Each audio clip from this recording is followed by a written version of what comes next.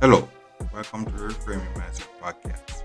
We are clear my head of the thoughts that are preventing clarity, practice my speech, among other things. Episodes range from informative knowledge to funny stories about my experiences, and in the future, maybe include interviews. So subscribe and enjoy. Episodes drop every other day.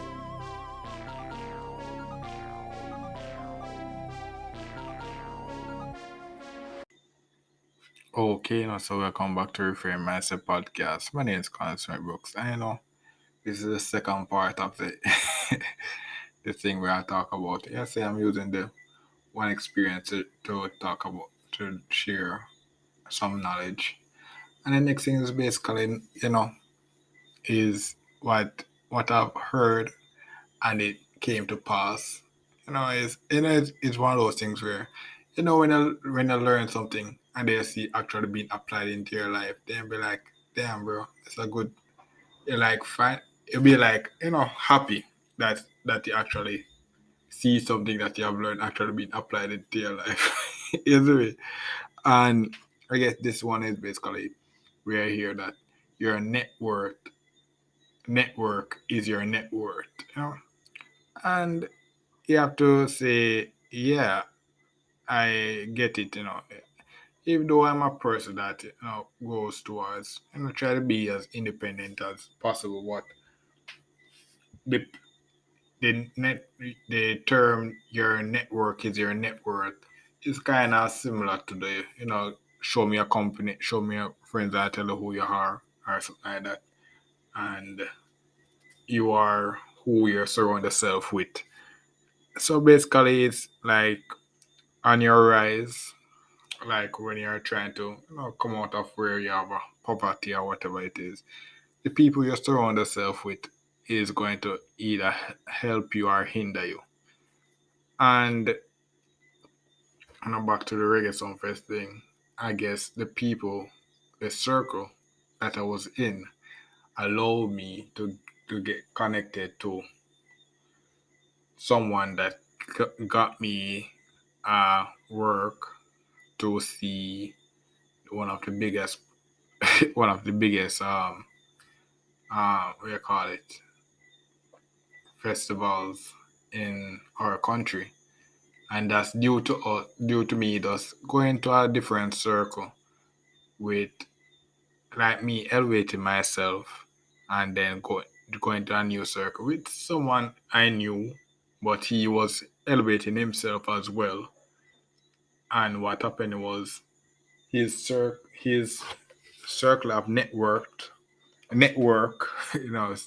his company of people or his students that he teaches allowed me to get myself into a position to get something that I originally would have to work for by myself to get, but due to me just interacting and dealing with this other person that is on his rise as well, I got the option, I got the opportunity to get it without have to actually sacrificing a lot. Yeah. So that's basically the basic essence. And I have to say that's one of the next thing you can learn from it. So the first thing is you have to be ready for the opportunity. And the next thing is the circle, the people you surround yourself with are the ones that can give you the opportunity.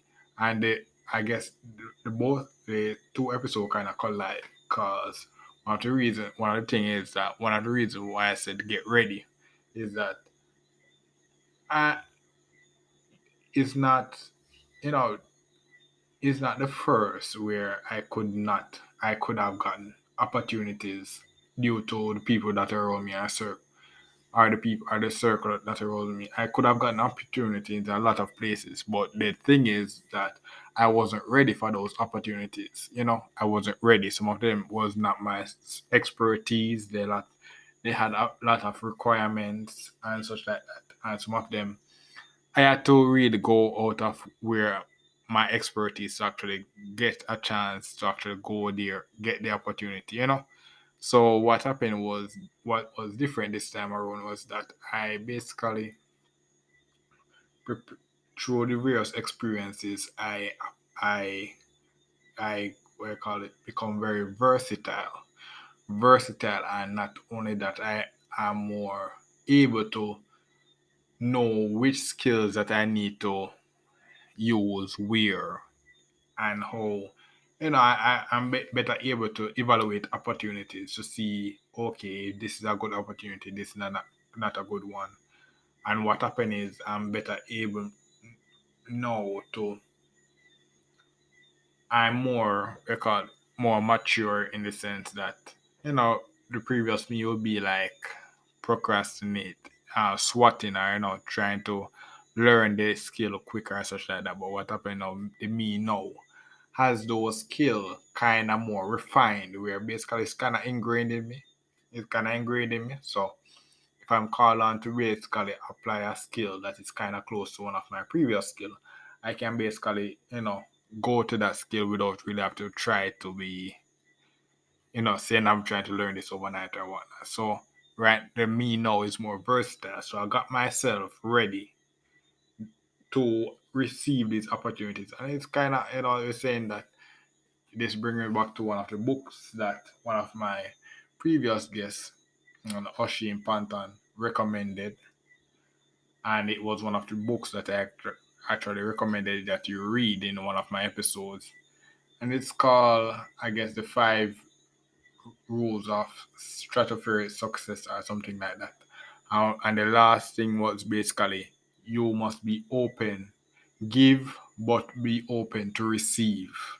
And that basically, that rule is what basically got me this opportunity at the Reggae Sumfest, where I was going to the dance studio, dance session to actually learn how to dance while losing weight. And I was a paid event, so I'm basically helping Tyler, one of our guests, go towards his dream to getting his brand and business up. Meanwhile, I'm helping myself learn how to dance and losing weight. So I'm basically giving, I'm basically receiving the classes, and then through him, I actually receive an opportunity to go to the Reggae Sumfest place to actually experience it. Maybe in the not in the way I like, but I got to experience and see firsthand to say, okay, that first experience really gave me a snapshot of what Reggae Sumfest is like, to really see, okay, the next time that I'm going there now, when I'm actually playing, I'm going as a guest. Because this first experience was me going working. When I'm going there as a audience person, I know what to expect. And I guess in the when I'm talking about Reggae Sumfest experience, I'll talk about the various things that I realized that made me glad that I actually got the opportunity now to see how it is. So, basically that's basically it.